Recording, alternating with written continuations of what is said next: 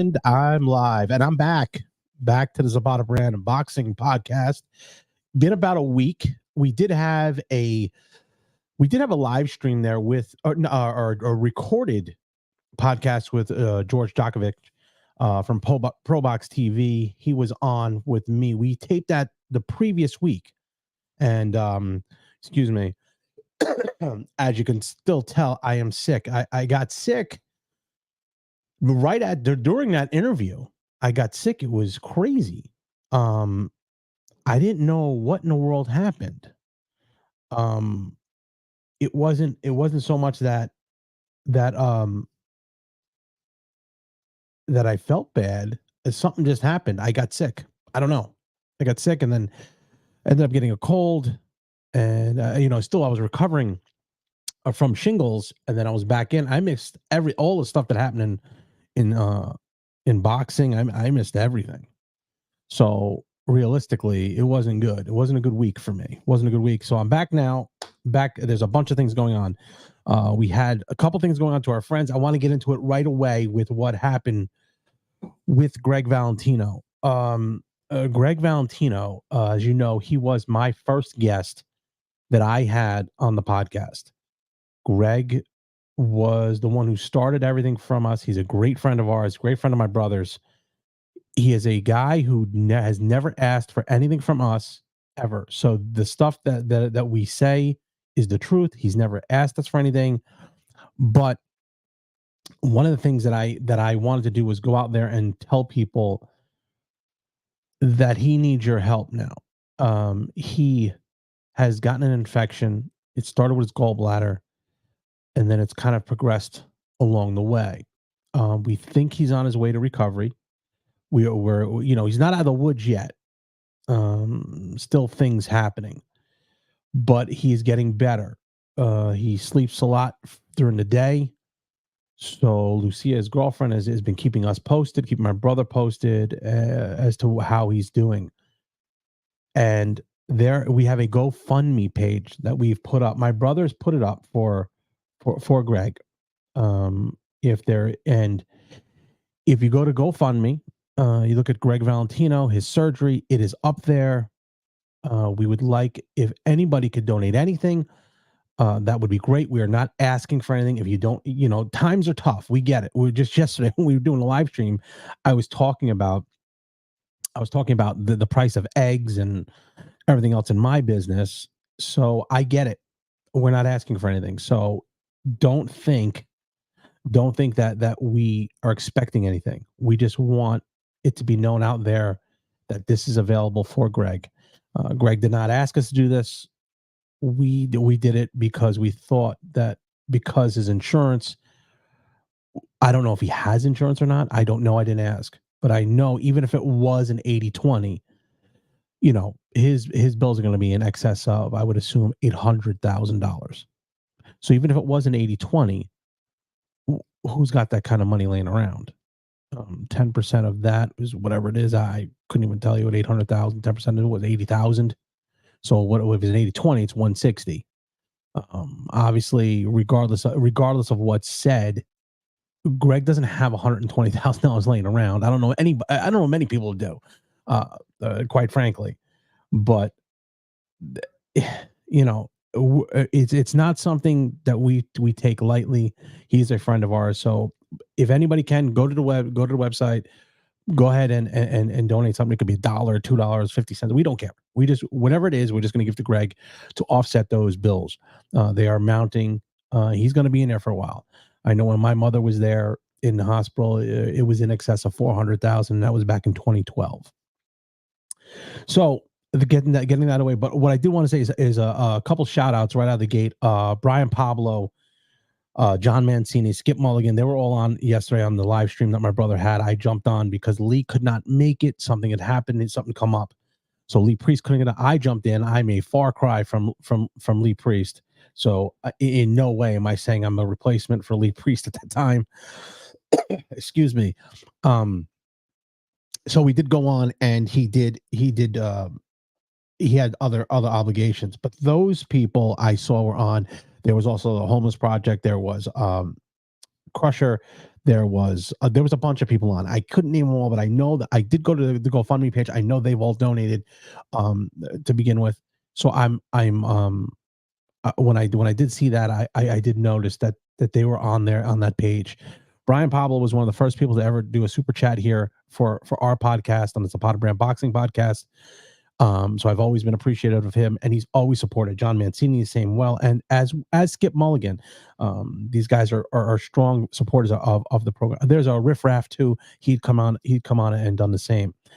So that being said, I want to get that out of the way before I get into the boxing news. The boxing news that I've missed, I haven't been on in, I can't tell you how long I've been on. I was so sick the last couple days that I finally got back to it on Wednesday, Thursdays when I started to feel better.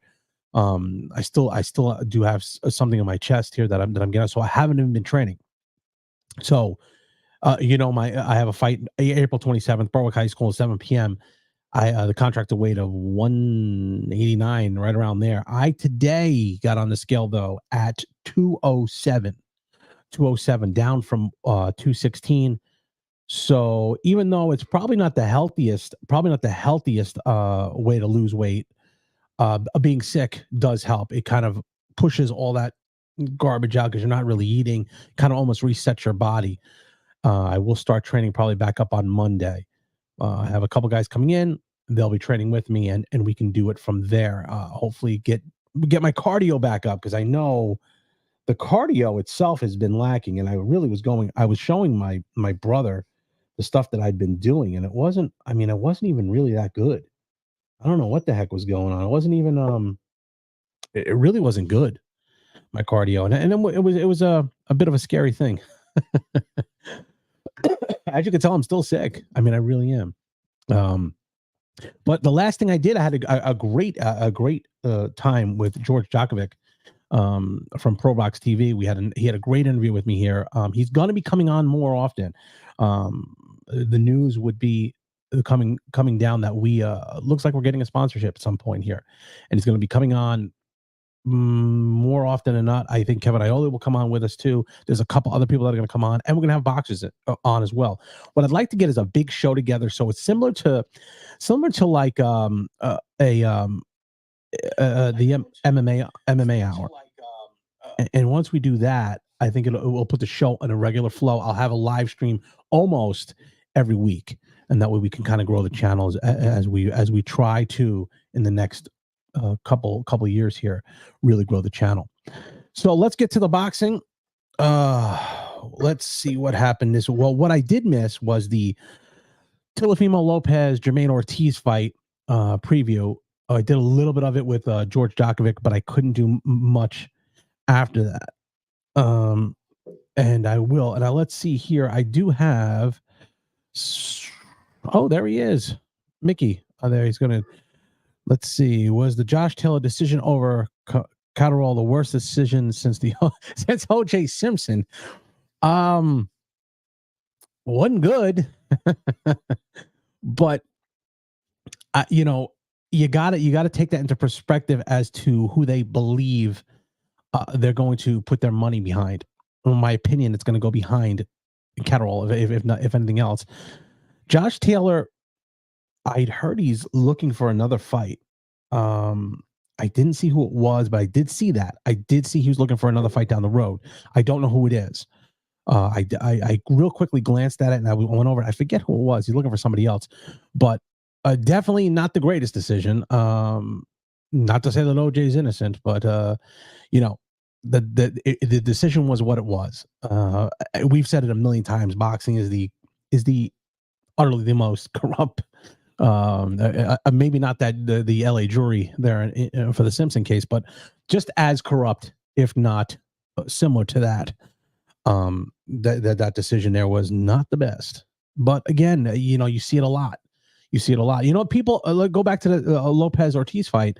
People were saying that Ortiz was robbed, and people were saying that Lopez destroyed him. Not the greatest fight. Okay, not the greatest fight, but I can see how someone could say Ortiz won, and I could see how someone said Lopez won. Depends on your criteria of how you're judging a fight. Ortiz, I thought had the best. I thought he had a good shot of beating him, and I did say that to George when he was on. Just because I don't know what's with Lopez. It doesn't seem he has. He's such a talented fighter. It just doesn't seem that he has that. I don't know. He just doesn't have it when he needs to have a big performance. And we thought maybe it was because he fought down to his opposition. Although Ortiz was very good. Ortiz is a very good fighter. He showed when he fought Lomachenko. He showed it definitely when he fought Lopez. I just don't think he did enough to win. That was just my opinion. I think you have to come forward a little bit more instead of just moving out of. I know they say boxing is boxing. I think he had to. I think he had to put more on, and I don't think he could do that. I think he was a little bit worried about getting hit. Just my opinion. I don't know if that, I don't know if that really meant too much, but that was just my opinion. I thought he was a little bit worried about getting hit in this situation. After that, we have a couple things that are coming down the pipe. Canelo Alvarez announced that he is not fighting David Benavidez, and he's not, but he didn't say he's fighting Jermell Charlo. That announcement came this week. And, May 5th is right around the corner. He's got to make a decision soon. I don't know exactly what that press conference was, other than him just saying that it was hit for him to say he's fighting an American next. My opinion has always been the same. I stuck by this, and it looks more and more like this may happen, although the second fight after Charlo may be somebody different. I'm telling you, he's going to fight Charlo. I truly believe he's going to fight Charlo, get that fight in, and move on from there into the next September fight. The September fight, I believe, will be Munguia, or worst case scenario, if they can't make a deal with Golden Boy for Munguia, which I think you could probably put your differences aside for a little bit. If Canelo could put that aside, he fights Munguia and wins. Although he said he wasn't fighting a Mexican, whatever. Put that aside. Fight Munguia. If it doesn't come to Munguia, fight Berlanga. And then move into your fight come May and fight Benavidez. I think that's what my opinion was. He'd fight Benavidez next May the 25th. If you look back on some of the episodes of the Zapata Brand Boxing Podcast, I've said it. I just think it makes sense. It would end his career then. Because I think he wants to get out at some point here in the next, how long? Next, year and a half, maybe. He wants to get out. I mean, he's got enough money. He's got $gazillion. Just, retire. Will it be a good fight going out against Benavidez? I don't know. If you would tell me right now this second, I would bet for Canelo to win. Benavidez is just that kind of fighter who can really do some damage. He's young, he's youthful. That is a tough fight. That's a tough fight. It's a tough fight either way around. Tough fight. But if you want to cement your legacy as someone who's fought and he has fought everybody, but cement your legacy of fighting a guy who the people wanted you to fight, he would have to be the last one. You figure they talked for years about he wouldn't fight Charlos. He fought Charlos. They said he wouldn't fight this guy. He fought him. He wouldn't fight Mayweather. He fought him. He wouldn't fight Cotto. He fought Cotto. So he's fought them all. Never backed down. Always fought. He went up to fight Bivol 175. Wasn't a great fight. He lost, but I think he knows his limitations there. So that was the other thing. Does he go back up in weight in May to fight Bivol? There on his last fight, May 5th of 2025. 2025 is the one where I think they're going to head to that. And I bet you would probably be at the Sphere in Las Vegas. If he would fight Benavidez, Dallas Stadium would make a lot of sense because of how Benavidez is Benavidez following. But either way, let's go back to the Lopez Ortiz fight. My opinion, I thought Lopez won, not convincingly, but he won. This is a key because I think now Lopez's stock has gone down a little bit. I thought if he had a good performance, and which will bring me to my next point, which is Haney Garcia. Haney Garcia signed for 420, convincingly 420. Speaking of 420, that was signed for Las Vegas.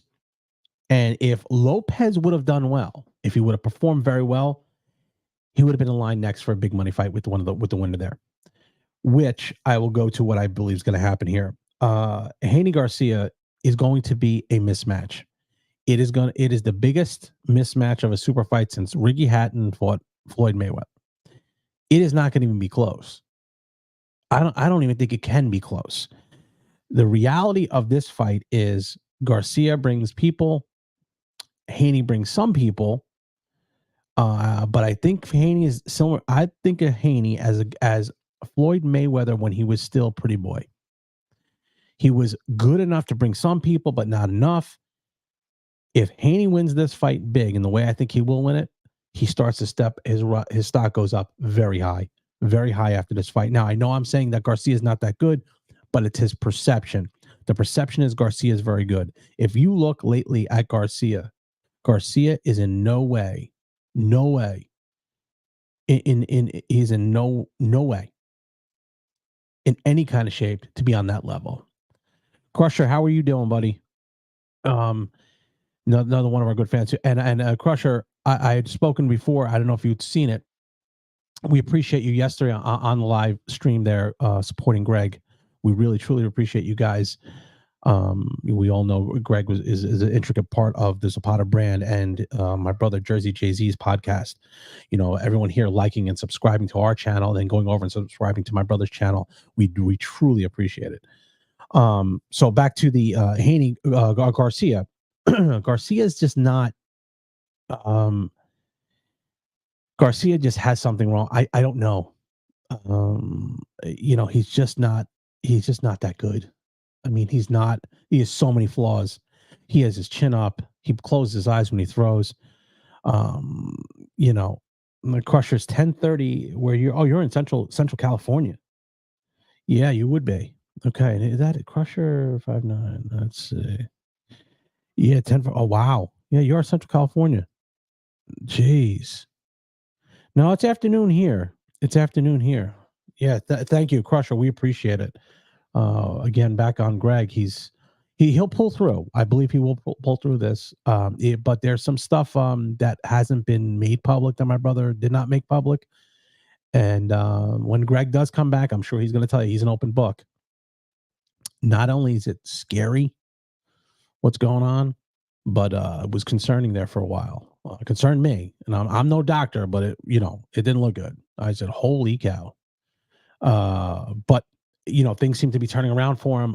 Sleeping a lot, kind of staying where he's at, and that's good news. That's good news. I keep going off the subject, but excuse me. So back to Garcia. I just think he has too many flaws for a guy like Haney.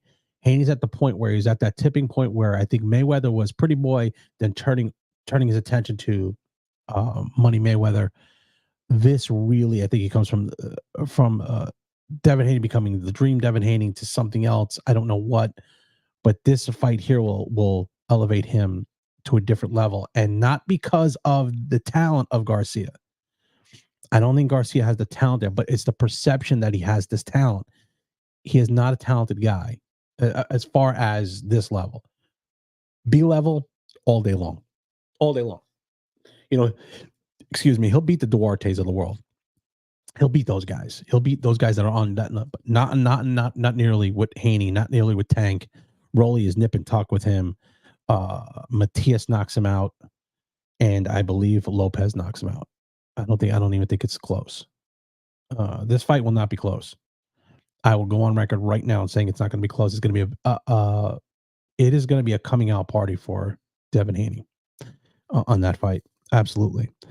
Tyson Fury and Usyk re-signed, and that fight is coming down the pipe. I know when I'd spoken last time about it, and we talked to Kevin Iole said it was signed. He was correct. It's coming down the pipe here shortly, and I will go on a record and saying it will take place. Some people are saying it's not. I think it will. $10 million penalty is a lot of money to get a penalty on. And that is a fight that has to happen. Coming up down the pipe will be Ngannou and Joshua. I think Joshua, more and more that I'm looking at it, I think Joshua will win. It will be close, but I think eventually he'll knock him out. I think he knocks out Ngannou. Why? I don't know. I initially I thought that Joshua didn't have it, but I'm gonna say that he does have it. I think he will win. I think he will win it by a knockout, and that's just my opinion. Again, opinions are like assholes. Everyone has one, but this is mine. It just seems to me that they're gonna figure out Francis Ngannou. And once they do, they're going to look at his attributes and his weaknesses, expose his weaknesses, stay away from his attributes, hence a knockout for Anthony Joshua, in my opinion. So the last update would be on me getting ready to get into the ring. Again, I told you 207 this morning. I felt good. I'm starting to feel good. I feel like I'm thinning out a little bit. My sparring partners will be in Monday. We will start our sparring pretty heavy because I'm behind the 8 ball a little bit. I haven't been in the gym in a while, so I took, I was sick, so I couldn't. I was taken back a little bit. I don't think it's a real setback enough where I'm worried about it, but enough of a setback where I have to somehow get back into the groove. I haven't seen any live action here for about 2 weeks because I had one of my sparring partners go away for 2 weeks. We had one that was set up, and then I got sick. So, and by the way, I was recovering from shingles prior to that. So the back-to-back illnesses, it's hard to get back into the gym. It is. I mean, to me, it is. Anyway, I think it is. And until you get that ball rolling, there's nothing like getting in a good rhythm, and it's very difficult to do, especially at 47. I'll be 48 in October. But the next couple of weeks, we have a lot of stuff going on here. A lot of stuff. We're going to try to put together a show, whereas I will have, I think, a show lined up where I have 4 or 5 guests from top sports writers to fighters, may even mix in MMA guys too here. We do have some connections here to them. Mix them all in on a regular date that we're going to have, whether it be a Monday, a Tuesday, Wednesday, right around there. We're trying to see what time the good stream would work. We have to have it in. They all have to mesh together because I'd like to have Coach Diz with me on some of these. So maybe a Saturday show also. I know Coach Leo's going to come on. Jersey Jay-Z will be on doing some quick hits. If you can, like and subscribe to the channel, you will see that that'll make our channel grow. We have a sponsorship on the line that possibly could be coming on board within the next couple of weeks. We're excited to announce that. When we do, you'll be the first to know. We're also going to have Olivia Ford coming on to give her update about what transpired in Missouri with the unfortunate news that she did lose, a very close decision, but I'd like to get her side of the story. We have a couple other people coming on, a couple big fighters, one big fighter coming in March. I've already had the contact made. He will be here. He is a massive star in boxing. He'll be fighting St. Patrick's Day in Madison Square Garden. And it looks like he'll be making his appearance here on the Zapata Brand Boxing Podcast. So that being said, I'm going to tell you guys, please, if you can, like and subscribe to the channel. Once again, if you can, we're not asking you to. The GoFundMe page for Greg Valentino, help him with his surgery. He was a great intricate part for my first podcast, my first interview. Great guy. He's never asked for anything. He would give you the shirt off his back. If you can, please donate. If you can't, that is fine. We don't ask for anything. We know that he appreciates anything you guys can give him. The bills are mounting as we speak. So that being said, guys, don't be envious of what I've accomplished in my life. Be inspired by what you can do in yours. Until next time, thanks for joining. Thanks for watching the Zapata Brand Podcast. Please subscribe to the podcast and listen where all podcasts are available.